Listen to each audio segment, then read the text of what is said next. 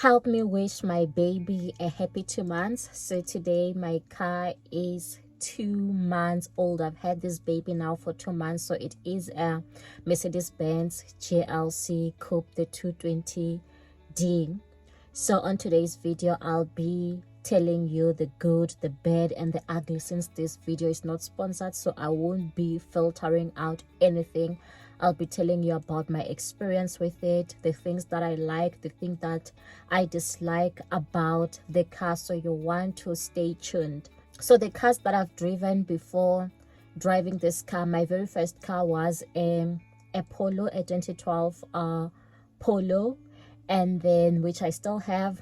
And then I drove the 2016 420i, the 4 Series, the BMW, which I later sold.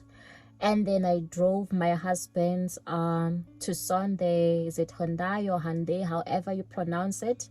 I drove that, which was an SUV. And then also I drove the BMW 420i, the 2021 model, my husband's one. So, and I also had a Kia Optima that was given to me by my parents. And then I think once when the BMW, the 4 Series, went in for servicing, we drove the X5. So I've had an experience with the X5. So you're going to see where my review is coming from. So firstly, let's talk about the image of this car. So I just love the looks. I'm still in love with the looks of this car. 2 months down the line, I'm still fascinated by the looks, because when I went and compared it with the X4, so I did go to BMW before buying this car, and I looked at the X4 and I wasn't entirely happy with the looks, considering that we have a 4 Series which looks more attractive. I felt like the X4 doesn't really stand out in terms of looks, but when comparing it to this GLC Coupe, I felt like in terms of the looks, it looks like almost the same as the 4 Series, which I loved. So in terms of the looks, I'm still happy with the looks. And then when we talk in terms of comfortability, I'm quite happy with it. It's quite a comfortable car. And also when comparing it to the Tucson that I drove, the Tucson was comfortable. And then when you look into the 4 Series, the sitting position of the 4 Series sometimes when you're driving is not quite comfortable for long distance especially. But I feel like when it comes to this the GLC Coupe, the comfortability, I'm very happy with it. And also the fact that it has all the doors also for the children, so it makes it quite comfortable, as well as the sitting position at the back. It's okay, it's fine. And then looking into the fuel consumption, I feel like the fuel consumption is fine. I think the reason why I feel like the fuel consumption is fine is because the Tucson, the fuel consumption was quite high. It was quite high while the performance was not good, but the fuel consumption was just very high. So comparing it to that, I feel like the fuel consumption is fine. And then comparing it with the BMW 420i, I feel like this one, the fuel consumption is a bit higher. And then when we talk about the park assist functionality, where the car just parks itself, I've tested it out. It does work, but I'm not comfortable using it. I just prefer parking the car myself, but it really does work. I've even done a video where I'm showing you how to do it and the actual results, so you can check out that video. So when we look into the performance is quite good. It's quite good compared to the Tucson that I've driven. The performance of the Tucson was bad, like very, very bad. But when it comes to the performance of the GLC Coupe, this 220D, performance wise, I can say it's quite great. Although when I do compare it to our BMW 420i, the 420i, it's better in terms of the performance. But what I've noticed in terms of this GLC Coupe, it's like if you maybe, let's take, I'm leaving the robot, the pickup speed is quite great. Up to 100, it reaches 100 quite fast. It's just that I haven't recorded the seconds. but like from moving from like 100 and getting to 160, I feel like it takes quite longer. While when it comes to our BMW, the 420i performance, it's easy for it to just get to like 140, 160 quite quickly. And then with this one, you really feel it like now when you want to be beyond like 100 or 120, you do feel that, hey, I really need to be pressing on the accelerator. It takes a bit of time, while with the other one it's quite quick. But I feel like it's quite good, the performance, when you are comparing it with the other cars. I love it. One thing I also love about it is those logo lights. You know, when you are switching on the car, then those lights that are outside, they do appear. I think I've also put up a shot about those logo lights. And then I also love the Mercedes Me app, because it notifies you sometimes when you've forgotten to switch off the car, or if the window is open, so it's quick to notify you. So I just love the Mercedes Me app, because the other cars sometimes they don't have the app. Yes, the BMW does have the BMW app.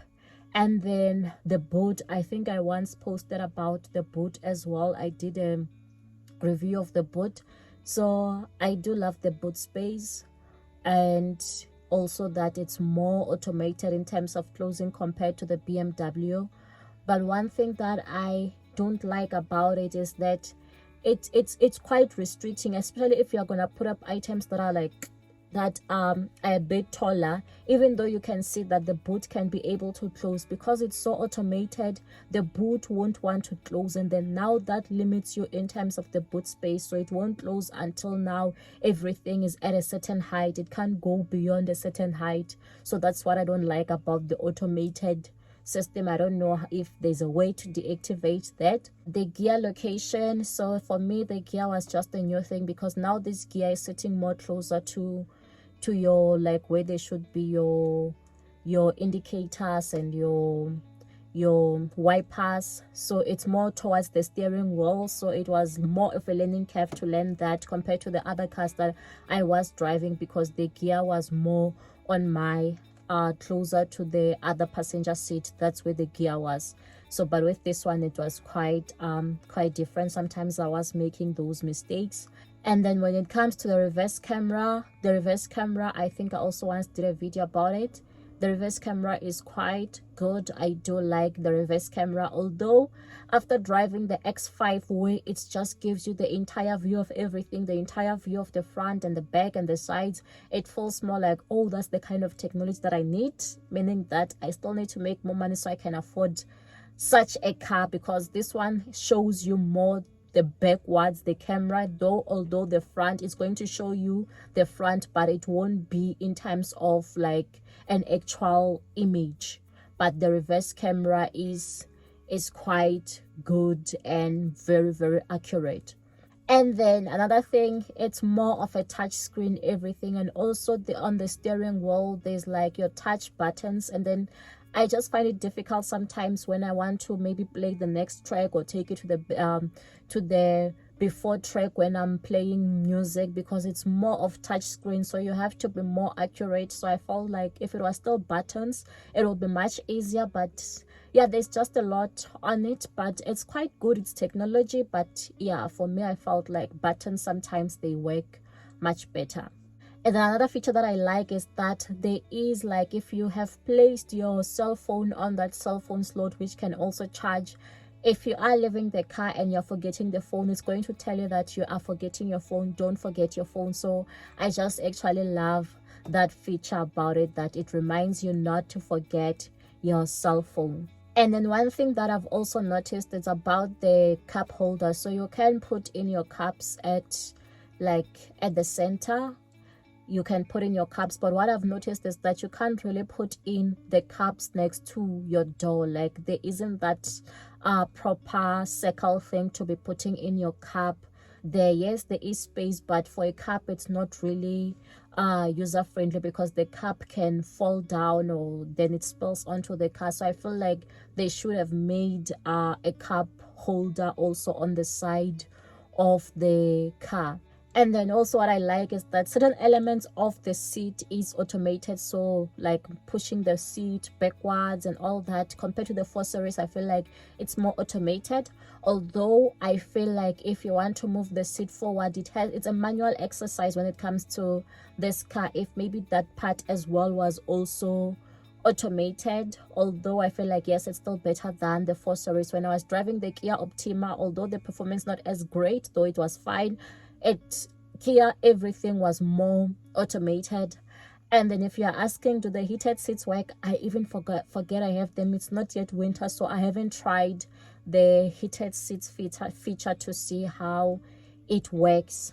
And then when it comes to the sound, the sound is quite good. When I compare it to my Tucson, the sound is quite good.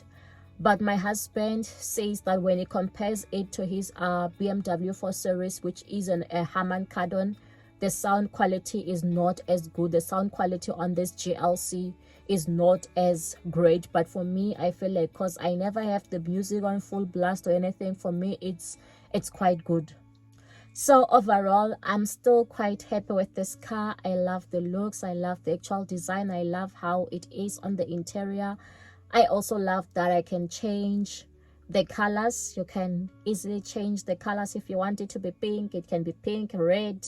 Those lightings, they can be red or whatever color that you want it to be. So all along it's been blue, but now I've changed it to pink. So I'm still happy with the car. I still think that yes, it was a good buy, although it is quite pricey, but it is quite a good car comparing it with the other brands of cars. And if there's more things that you want me to discuss when it comes to the car, you can let me know on the comments. Don't forget to like, to subscribe, and also just to drop your comment. Stay blessed.